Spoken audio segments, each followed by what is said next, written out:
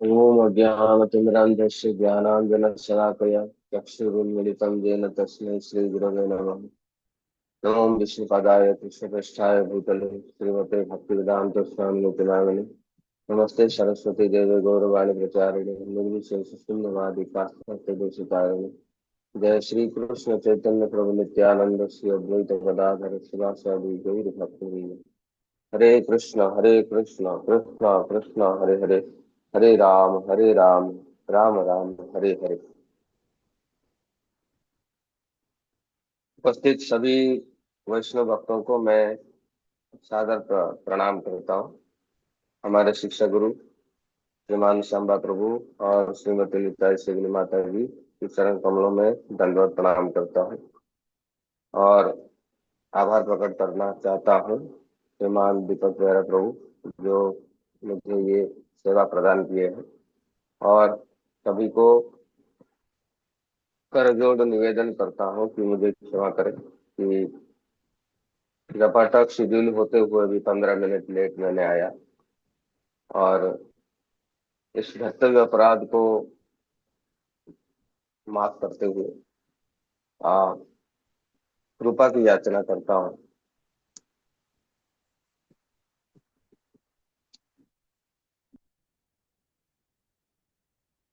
इसलिए प्रभुपाद अंतरराष्ट्रीय कृष्ण भावनामृत संघ बनाने के बाद जब भक्त पूछते हैं कि कैसे हम इस संघ को सदा जीवित रख सकें, सदा के लिए मेंटेन कर सकें, और इस संघ में कैसे हम जीवन काल तक बने रहें, तो इसके उत्तर में श्रील प्रभुपाद कहते हैं हरि नाम के ऊपर अटूट श्रद्धा, आपस में भाईचारा का संबंध, और तीसरा बताते हैं मिलिट्री डिसिप्लिन जो इस संस्था को, इस ऑर्गेनाइजेशन को हमेशा अटूट रखेगा। मिलिट्री डिसिप्लिन अंतरराष्ट्रीय कृष्ण भावनामृत संघ का एक अभिन्न अंग है। अगर मिलिट्री डिसिप्लिन नहीं है तो अपने मन के हिसाब से लोग भक्ति करने लगेंगे, तब भक्ति का अलग अलग शाखा निकल जाएगा। जैसे अन्य संस्थाओं में, अन्य धार्मिक संस्थाओं में ये दिखाई देता है। तो श्रील प्रभुपाद का मिलिट्री डिसिप्लिन के कारण आज तक अंतरराष्ट्रीय कृष्ण भावनामृत संघ विश्व भर में हरिनाम की प्रचार करने के लिए समर्थ है। तो वैसे हमको भी इसका पालन करना चाहिए, और अगर कोई भूल हो जाता है तो दंड तो सुनिश्चित है। तो पिछले बार हम चर्चा किए थे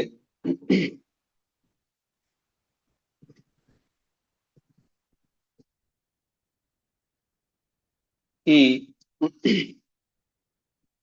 कैसे हमारे चित्त को हम हरिनाम के द्वारा मार्जन करेंगे। श्री कानुप्रिय गोस्वामी इस हरिनाम संकीर्तन को एक कपड़े के साथ तुलना किए हैं जो हमारे चित्त रूपक दर्पण को संपूर्ण रूप से साफ करने की क्षमता रखते हैं। तो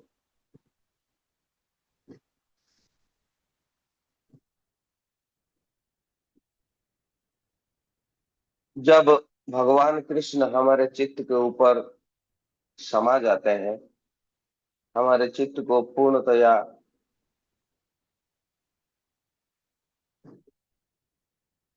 समा जाते हैं, तो सारे जो भौतिक इच्छाएं हमारा चला जाता है, क्योंकि भौतिक इच्छाओं के लिए कोई जगह नहीं बचता है।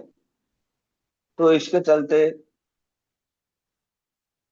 भक्ति रसामृत सिंधु में श्रील रूप गोस्वामी कहते हैं कि ये जो विषय भोग की लालसा है, ये हमारे चित्त के अंदर जो है, वो कब तक रहेगा, कब तक ये कंप्लीट रूप से, संपूर्ण रूप से ये हमारे चित्त से, हमारे मन से निकल जाएगा। तो भक्ति रसामृत सिंधु में कहा गया है कि रुचिम उद्वहतस्तत् जनस्य भजने हरे विषयसु गरिष्ठोपि रागः प्राय विलीयते। जब व्यक्ति प्रेम की स्तर पर पहुंच जाएगा, तब ये चित्त में विषय भोग की लालसा संपूर्ण रूप से खत्म हो जाएगा। लेकिन जब तक कृष्ण प्रेम की प्राप्ति नहीं हो जाता है, यानी कि अप टू भाव स्तर तक, ये विषय भोग की किंचित मात्रा में लालसा रहेगा। ये अ, भक्ति रसामृत सिंधु में कहा गया है। तो प्रश्न ये आता है कि क्यों ये जो डस्ट है, ये जो मैल है, हमारे चित्त के ऊपर जम जाता है। और वो मैल क्या होता है? हम कहते हैं कि हरिनाम चित्त चैतो दर्पण मार्जनम, दर्पण को मार्जो, दर्पण को साफ करो। दर्पण को क्यों साफ करेंगे? कुछ तो मैल इसके अंदर जम गया है। तो वो मैल क्या होता है? कौन सा ऐसा मैल है जो डस्ट है, वो हमारे दर्पण, हमारे मन की दर्पण के ऊपर जमा हो गया है? तो इसको कानुप्रिय गोस्वामी अविद्या करके कहते हैं। ये जो मैल है, ये अविद्या है। ये अविद्या का मैल, जो धूल हमारे चित्त के ऊपर जम गया है। देन ये प्रश्न आता है, अविद्या क्या है? तो उसके चलते हुए ये बताते हैं कि क्लेशस्तु पापम तद बीजम अविद्या च इति त्रिधा। भक्ति रसामृत सिंधु में कहा गया है 1.1.18, क्लेशस्तु पापम तद बीजम अविद्या च इति ते त्रिधा। तीन प्रकार के बात, तीन प्रकार बात किया गया है कि क्लेश, पाप, और उसका बीज है अविद्या। तो भक्ति क्या करता है? हमारा सारे सफरिंग, मतलब सारे कष्ट को मिटा देता है। First and the root distress in this world is अविद्या। ये जो अविद्या है, अविद्या मतलब बिगिनिंगलेस इग्नोरेंस। बिगिनिंगलेस इग्नोरेंस मतलब ये अविद्या ऐसा नहीं है कि अभी मैं अभी प्रकट हुआ, मैंने जन्म लिया, उसके 2 साल बाद मुझे अविद्या ग्रसित कर लिया, ऐसा नहीं है। जीव के हृदय में, जीव के कॉन्शियसनेस, चित्त में ये बिगिनिंगलेस, ये टाइम इमोरियल ये है। ऐसा नहीं है कि जन्म लेने के बाद, मनुष्य जन्म लेने के बाद उसको अविद्या ग्रास कर लेता है, या कोई कुछ मनुष्य जन्म लेने के बाद 10-15 साल के बाद अविद्या हमारे चित्त के ऊपर आ जाता है, ऐसा नहीं है। ये बिगिनिंगलेस है। अविद्या जीव के साथ हमेशा है ही। वो जो अविद्या है, ये मनुष्य को पाप करने पे मजबूर करता है। ये बिगिनिंगलेस इग्नोरेंस जो है, इट लीड्स टू पाप। ये पाप करने में मजबूर करता है। वेरी सिंपल एक्टिविटीज जो आदमी करता है, ये अविद्या के कारण करता है। और जो पाप कर लेता है, उसमें रिजल्ट क्या होता है? वेरियस सिंफुल एक्टिविटीज का हमको दुख आता है, सफरिंग आता है। जो हम पाप करते हैं उसके चलते हमको दुख आता है। तो पहले अविद्या है। अविद्या कब से है ये हमको पता नहीं है। जीव के साथ हमेशा अविद्या रहता ही है। अविद्या रहने के कारण वो क्या करता है? क्लेशस तो पापम, उसके कारण वो पाप करता है। और उसके कारण वो क्या करता है? विभिन्न प्रकार की दुख यंत्रणा भोग करता है। क्लेशस्तु पापम तद बीजम। क्लेश आता है, क्लेश किस लिए आता है? पाप के कारण आता है, और पाप का बीज क्या है? अविद्या है। तो अविद्या is the seed for the पापम, एंड पाप लीड्स टू क्लेश। ये भक्ति रसामृत सिंधु में कहा गया। अविद्या is the cause of all activities in the world and the cause of all negative and positive reactions. अविद्या के कारण जितने भी पाप हम करते हैं, उसका पाप कार्य कार्य करते हैं, पुण्य कार्य भी करते हैं, उसका नेगेटिव और पॉजिटिव रिएक्शन आता है। Thus, अविद्या is the original dust settled in the mirror. तो इसीलिए अविद्या को क्या कहा गया है कि it is the dust, it is the only dust that settled in the mirror of the consciousness. हमारे चित्त के ऊपर ये अविद्या का जो है धूल जो है जम गया है, इसके कारण हम दुख भोगते हैं और पाप करते हैं।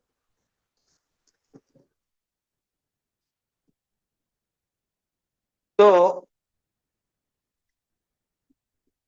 ये अविद्या को क्यों ऐसे बताया गया कि बिगिनिंगलेस है? जीव जब से है तब से ये अविद्या हमारे मन में है, चित्त में है।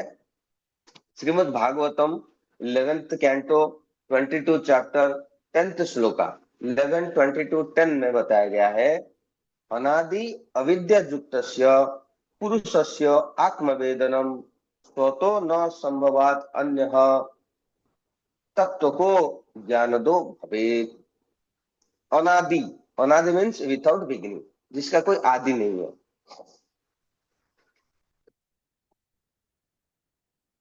तो but which come first, the tree or seed? हम अभी प्रश्न करते हैं कि अनादि जो है अविद्या है, कि पहले पेड़ आया कि पहले बीज आया? पहले जीव जन्म लिया उसके बाद अविद्या आया, कि अविद्या पहले से था और जीव को ग्रसित कर लिया? इट इज वेरी डिफिकल्ट, ये बताना बहुत कठिन है। पहले पेड़ आया कि पहले बीज आया, पहले मुर्गी आया कि पहले अंडा आया, ये बताना बहुत कठिन है। तो why did Lord Krishna allowed living entities to be covered by अविद्या? अगर अविद्या बिगिनिंगलेस है, कब से है हमारे चित्त के अंदर, जीव के चित्त के अंदर, क्यों भगवान ऐसा करते हैं? भगवान अविद्या को नाश नहीं कर सकते क्या? नाश करना चाहिए। कभी मन में ये प्रश्न आता होगा हमारा, why did Lord Krishna allowed? क्यों अलाउ करते हैं भगवान कि living entity to be covered by अविद्या, ग्रसित हो जाए? Is it cruel? वो क्या नाम है, वो निष्ठुर है क्या जीव के प्रति? These questions answer in Vedanta Sutra. ये वेदांत सूत्र में उत्तर मिलता है। Is the living entity forgot Krishna then covered by अविद्या, और living entity first covered by अविद्या एंड देन फॉरगॉट कृष्णा? पहले अविद्या आया इसलिए भगवान को भूल गया, या भगवान को भूलने के कारण अविद्या आया? It can not be answered by Vedanta Sutra. ये बताया नहीं गया है हम पहले भगवान को भूल गए उसके बाद अविद्या के ग्रसित हो गए, कि पहले से अविद्या के ग्रसित है इसीलिए भगवान को भूल चुके हैं। ये बताया नहीं गया है। गॉड इज इम्पार्शियल, भगवान किसी को पार्शियलिटी नहीं करते।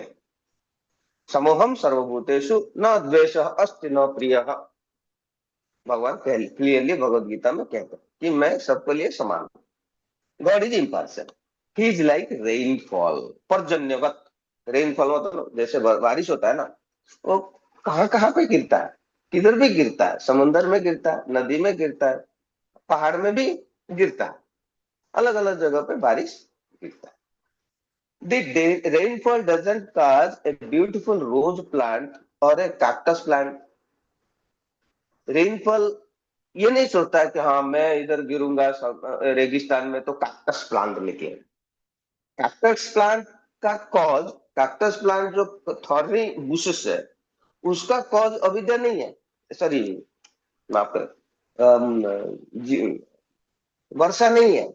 वर्षा होता है और एक बगीचे में एक ब्यूटीफुल, एक सुंदर सा गुलाब का फूल निकलता है, और रेगिस्तान में कैक्टस का प्लांट निकलता है। इसलिए बारिश का कोई दोष नहीं, बारिश होने के कारण जमीन से ये सब निकलते हैं, बहुत सुंदर बनना। It is the cause of the soil. ये किसका कारण है? ये मिट्टी के कारण बारिश जब होता है, कहाँ पे कैक्टस प्लांट आता है, कहाँ पे ब्यूटीफुल रोज प्लांट आता है। ड्यू टू द प्रीवियस कर्म और वासना, the living entities are covered by अविद्या। अपना कर्म के कारण, अपना एक पर्टिकुलर स्थायी भाव वासना के कारण हम लोग क्या करते हैं, एक ये अविद्या से ग्रसित हो जाता है। ये हमारा वासना है, ये हमारा क्या नाम है, भाव है। ड्यू टू कर्म, अपना कर्म और अपना वासना के कारण हम अविद्या से ग्रसित होते हैं। ना कि ये भगवान का कोई दोष है, ना भगवान का पार्शलिटी है। ऑलरेडी 15 मिनट हो गया, तो नेक्स्ट टाइम हम डिस्कस करेंगे कि भक्ति विनोद ठाकुर के हिसाब से कि ये अविद्या जो है आगे चल के कैसे हमारा स्पिरिचुअल पाथ में प्रोग्रेस को बाधा देता है, हमारा भक्तिमय जीवन में अविद्या कैसे इसको बाधा देता है, कैसे हमको आगे चलने के लिए रोकता है, इसके बारे में हम चर्चा करेंगे। आज के लिए इतना ही। हरे कृष्ण।